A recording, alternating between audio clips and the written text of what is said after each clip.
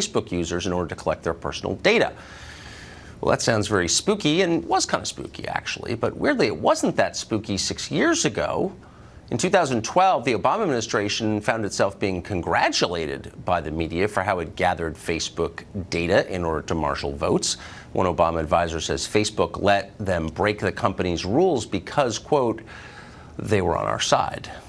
Beverly Hallberg is president of District Media Group, and she joins us tonight. So, Beverly, thanks for coming on. The core story here is shocking or no?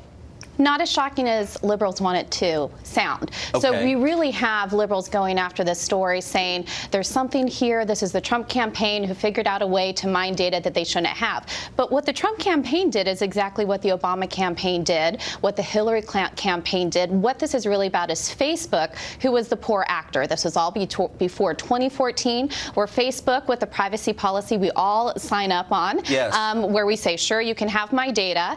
That is all legal. But what they did at that point is they not only said to a third party, hey, with this app, you can have the person's data who agreed to it, but they also took the data of their friends. That is where the issue is. It's the privacy, not just of you, but also the privacy of those that you're connected with. That is the heart of this issue. What we find from campaigns, they're just using data that's out there. And when you even think about campaigns these days, people are on social media. This is where you need to have campaign ads. So it's not a data issue as far as the campaigns go. It's what Facebook did at that point in time when it comes to their privacy. So Facebook also collects all kinds of data that you're not aware that it's collecting. For example, when you visit a store, Facebook knows that. Facebook can make assumptions about your net worth, about your personal life, and it sells those data to companies, correct? Typically. We willingly give it, whether it's a Fitbit that you're putting information in. I use Waze to navigate traffic. I think about that and whether or not what is going to be used with that data. So we willingly give it, and I actually think, especially when it comes to parents, when you have children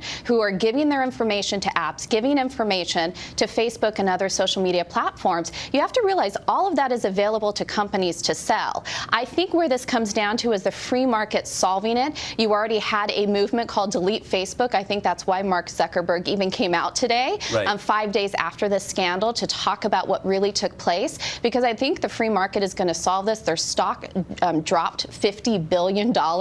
I think the free market is going to say, hey, I'm not going to use your platform if you're going to be selling my privacy in this way. Well, finally, liberals are waking up to it. But I mean, more as a political matter, so Morning Joe has spent the last year and a half trying to figure out how Trump got elected. Yeah.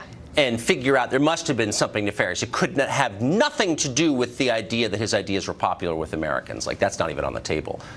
Do you think Cambridge Analytica will be a satisfactory answer for them? Are they going to say, you know, this is how it happened? It won't be a true satisfactory answer, but I think they may want to use it. I mean, Hillary Clinton is still on the tour trying to figure out what happened. Well, here's the thing. This is not your answer either, but this is what liberals are trying to do to try to prove he is not the actual candidate. The impeach Trump camp is still moving on this, but this is really nothing because Facebook already changed their policies. Yeah. Facebook is bad